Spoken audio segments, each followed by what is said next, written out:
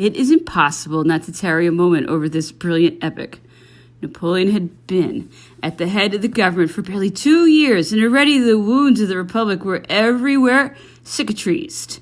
Finance was reestablished.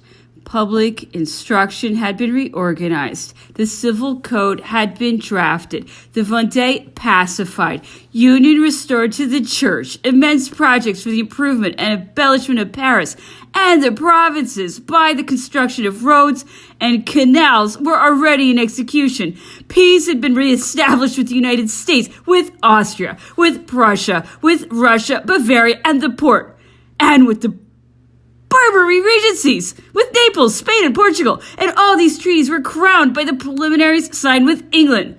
In consequence, a solemn fete throughout the whole territory of the Republic was ordained to be celebrated on the 18th Brumaire following, the anniversary of the happy day from which so many benefactions dated. During the first 8 days which followed the signature of the preliminary cause of peace with England, the respective plenipotentiaries were nominated. Joseph Bonaparte, negotiator of the Treaty of Luneville and of the Concordat for France, and Lord Cornwallis of England. The English plenipotentiary arrived in Paris a month later. Some preliminary conferences took place. It could be seen from these pourparlers that the question which would give the most trouble, and which, as a matter of fact, was the pretext of a rupture a year later, was that of Malta.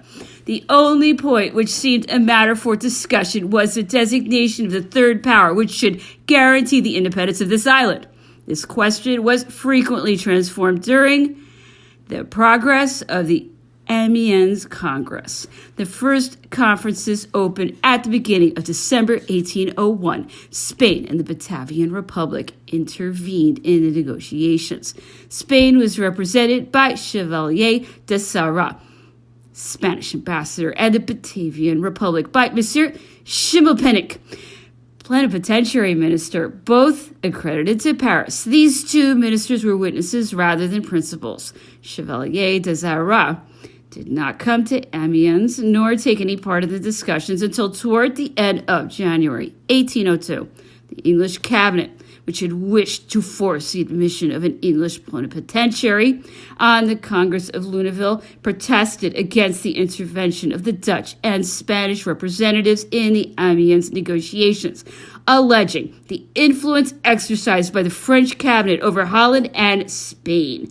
This pretension, which appears to have been put forward only for want, what it was worth, was not maintained by Lord Cornwallis. The protocol of the conferences was held alternately at the houses of the French and the English minister, and in the French language. The first pourparlers turned on the question of Malta, and it seemed as if the English ministry regretted having simplified it.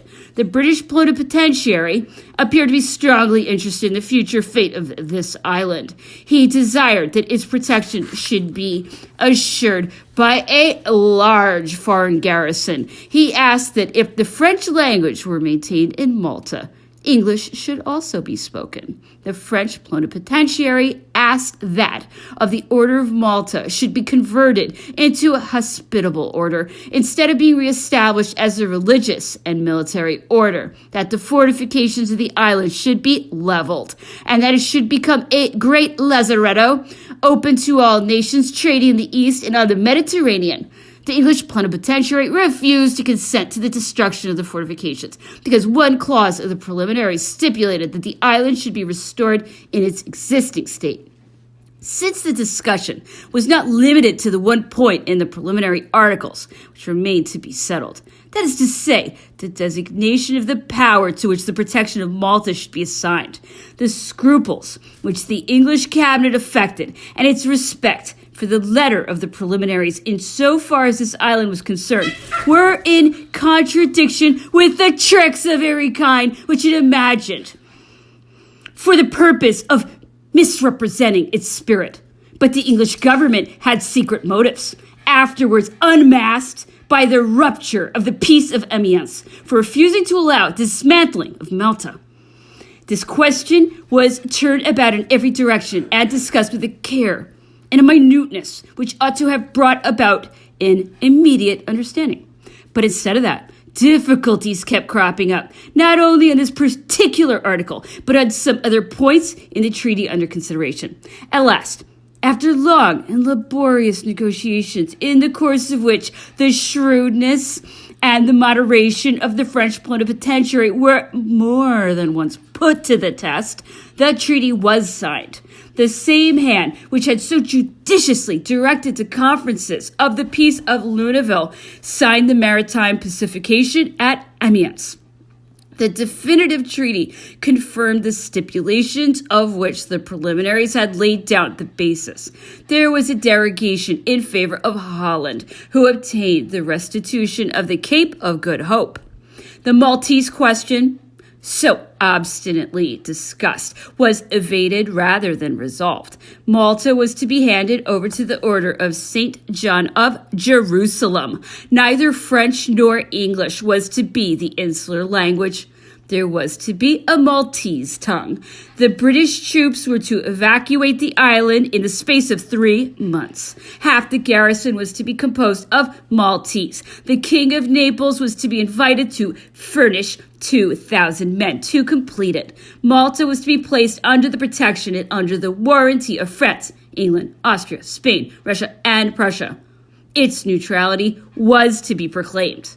Monsieur Dupuy, former intendant of the Ile of France, who had governed this colony during 9 years in troubled times and had succeeded in preserving it to France, was secretary to the French legation. His cooperation in the treaty was rewarded with the place as Councillor of State, and afterwards by his admission to the Senate. His wife was one of the ladies of the Queen of Naples, and his eldest daughter was afterwards married by the Emperor to Monsieur Dodonard, one of the Empress's equerries. The son of Minister Portalis was attached to the legation of Amiens, and he had been to that of Luneville. In the interval between the two treaties, he had married a young lady of Holstein, in whose house his father had found refuge during the proscription under which he fell on the 18th Fructidor. Lord Cornwallis, Minister of England at the Congress, was a fine old man of about 68, tall, with a noble face, and with open and kindly manners. He fully justified his reputation for fair dealing at Amiens. His first secretary of legation was a Mr. Merry, who appears to have been attached to him by the office in Downing Street to attenuate the effects of his very military frankness. This secretary was a man difficult to deal with, full of English reserve. His troublesome carriage contrasted with the frank and conciliating ways of the English plenipotentiary. In spite of quibbles over words, the old routine of English diplomacy, the length and obscurity of the notes, and the multiplicity of the incidents created, the two ministers agreed very well together. That was not always Mr. Merry's fault, and Lord Cornwallis had more than once to impose his authority.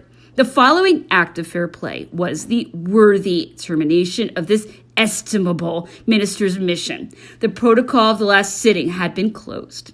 The definitive treaty had been agreed upon, and parole had been exchanged for the signature, a ceremony which was to be solemnly carried out at the town hall on the following day. In the night which preceded the day of signing, a courier from London brought Lord Cornwallis orders to modify, in favor of England, certain provisions of the treaty relating to the balance of sums due for the subsistence and maintenance of the prisoners. Lord Cornwallis had declared to Joseph Bonaparte that nothing might happen should interfere with the signing of the peace, and though at the moment of signing he received from his government orders to claim a balance in favor of England, he considered his honor pledged and declared that he would not go back on what he had promised. At 11 o'clock in the morning of the 15th of March, detachments of infantry and cavalry marched to the houses of the plenipotentiaries and escorted their carriages to the town hall. To the sound of military music and amidst the acclamations of a large crowd, the plenipotentiaries were received by the mayor and his deputies and were congratulated by the prefect and his authorities. At last, when on the order of the French minister it was announced that peace was about to be signed, the doors were thrown open and an orderly crowd streamed in. The plenipotentiaries then signed with due solemnity, and embraced each other with such an effusion of cordiality that the rooms of the town hall re-echoed with applause, and more than one onlooker was moved with emotion. In the evening, the town was illuminated, and a theatrical performance was given in aid of the poor. It fell to Monsieur Dupuis to carry the treaty to Paris. A half hour after his arrival, the cannon of the Invalides announced the news. Peace was proclaimed on the squares and places with the customary solemnities. It was during the negotiations of Amiens that, at one of the conferences, the English minister hinted at a proposal to recognize the first consul as King of France. This was no longer what Lord Grenville had said in 1800. The new English minister had understood that the recall of the princes of the ancient dynasty was an easy matter, but that as to restoring them to their thrones, that would have been fraught with as much difficulty to their auxiliaries as to the man who should recall them, and that, by its very nature, such a service would have rendered them suspicious of him. The prejudices as well as the pretensions of those around him, the new interests which had arisen, the revolution that had taken place in men's minds, the new forms of government, the military system. Did not all these things conspire against a durable reestablishment of the House of Bourbon on the throne of France? Napoleon, however, paid no attention to this hint. He did not wish to reign by the grace of a foreign nation, and by no means stood in need of such a permission. When 2 years later, the throne was once more raised in France, he was made emperor and not king. This reign could not be a continuation of the reign of the Bourbons. A new era had dawned. The face of Europe was changed. It was not a royal monarchy that Napoleon proposed to restore. It was a constitutional monarchy that he desired to found. General peace, that peace, which the coalition had steadily refused to grant to his desire, could not do otherwise than bring with it a completion of institutions which had only been temporary, that times rendered a dictatorship necessary, and allowed only of temporary measures destined to make way for a system of government adapted to the requirements of the epoch, and which no man better than Napoleon could define and establish.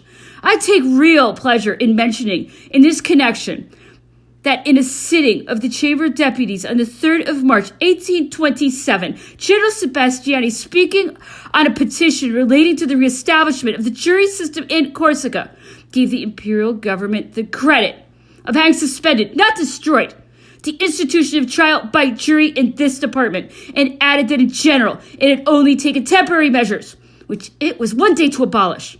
The English and French ministers kept house splendidly. We were invited to the houses of both in turns.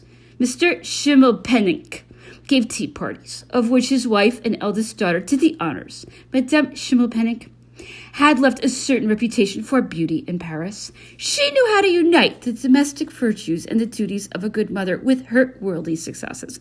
Her daughter was then 16 years old. She had a charming face and attracted all the young men of the legation by her candor and her modesty. All in this family breathed the spirit of patriarchal simplicity. It was sometimes necessary to send couriers to Paris and to London to procure additional information on important points in the negotiations. During the short intervals between their departure and return, we made several excursions in the Somme district. We visited the sea at Saint-Valery and inspected the cloth and carpet factories at Abbeville. Lord Cornwallis used to take horse exercise every day on the Paris road. He was usually accompanied by his natural son, Captain Nightingale, whom he had introduced by this name.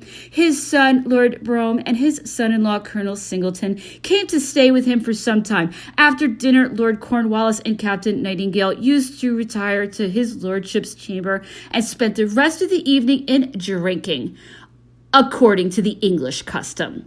Lord Cornwallis returned to London 2 days after the treaty had been signed. Before leaving Amiens, he paid a compliment to the industries of this town, purchasing some pieces of velveteen at different factories there to take back to England as proof of our superiority. He left behind him the reputation of a man worthy of all respect by the probity and elevation of his character. He looked on his participation in the treaty as the last act of a long and honorable career and congratulated himself on having closed his public life with a pacific mission. Nevertheless, some time later, he accepted the government of India, where he died shortly after his arrival. The French minister had taken up his abode in the house of Monsieur de Folleville, formerly member of the Constituent Assembly, where he had drawn attention to himself amongst the members of the right by his extreme views. Madame de Folleville, who was then in middle life, had been remarkably beautiful. Having lost a son whom she idolized, she placed his embalmed body under her bed in the extremity of her regret. Her daughter married General Mousnier, who commanded the Somme department. Madame de Folleville had received a man's education. She rode, fenced, and swam with the greatest courage. This masculine education had not, however, made her lose the distinctive qualities of her sex, gentleness and modesty. The Quinet, the prefect of the department, used to give evening parties at which a large and brilliant company assembled.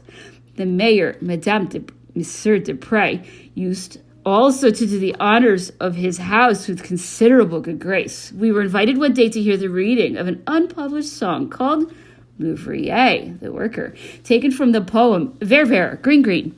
This song, which had been found amongst the author's papers, was recited by one of his relations, whose snuffling voice by no means enhanced its beauties. It seemed inferior to other songs in Grisset's poem, though it also bore the impress of his flow of language and his facility of style. No doubt this song had been suppressed by its author, who was the best judge and the one least open to suspicion. I believe that since that it has been published, this episode reminded us that we were in the land of a man to whom Amiens is justly proud to have given birth. It was during the course of the Congress in the month of January 1802 that we heard of the marriage of Mademoiselle Hortense de Beauharnais, daughter of Madame Bonaparte, to Louis Bonaparte, afterwards King of Holland. This marriage was against the wishes of both parties, whose affections were placed elsewhere. Shortly before the expedition to Egypt, Louis Bonaparte, at that time aide-de-camp to his brother, being on a visit to his sister Caroline at Madame Campin's pension at Saint-Germain, frequently met there one of his sister's friends, Mademoiselle Emily de Beauharnais, and fell deeply in love with her. When he received orders to leave for Toulon, there to await the departure of the expedition, he was filled with deep regret at being torn from the person he loved. Bernadette's prank in hoisting the tricolor flag over the house which he occupied as French ambassador, which aroused the whole population of Vienna, delayed the departure of General Bonaparte, the Directoire fearing that this incident might rekindle war on the continent. It was in the meanwhile that Mademoiselle Emily de Beauharnais allowed herself to be married to Lavalette, aide-de-camp to the commander-in-chief, on the eve of Napoleon's departure to Egypt. On his return from Marengo campaign, Mademoiselle Hortense de Beauharnais was proposed to Louis Bonaparte, who, filled with his first love, at first refused this union. To avoid it, he asked to go to Prussia, with the intention of following the maneuvers at Potsdam. He afterwards followed at the head of the 5th Regiment of Dragoons, to which he had been appointed colonel, the army corps which General Beauclerc, his brother-in-law, had been ordered to lead into Portugal. An affection which afterwards degenerated into an incurable disease obliged him to take the waters at Berèche. On his return, he gave his consent to his marriage with Hortense de Beauharnais, who on her side only entered in upon it with reluctance. Malevolence found this union the pretext for a black calumny. Madame Louis Bonaparte gave birth to a son 10 months after her marriage. The partiality of the first consul for this child strengthened the lying rumors, which in spite of their proved absurdity may have contributed to trouble the union of the two spouses, as much perhaps as their want of sympathy and the divergence of their tastes. Madame Bonaparte had anxiously desired this marriage. She hoped, by increasing the number of bonds which attached her to the Napoleon, to render more difficult a divorce which her sterility constantly prompted her to fear. The churches not yet having been reopened, the nuptial ceremony was celebrated in the drawing room of the house of the Rue de la Victoire, Cardinal Caperat giving the religious benediction to the two spouses. The marriage of the Memoirs, which had not been consecrated by the church, was blessed at the same time. It is said that the first consul would not take advantage of this opportunity to sanctify his union with Josephine, to whom he had only been civilly married. His subsequent divorce drew attention to an incident which passed unnoticed at the time of its occurrence.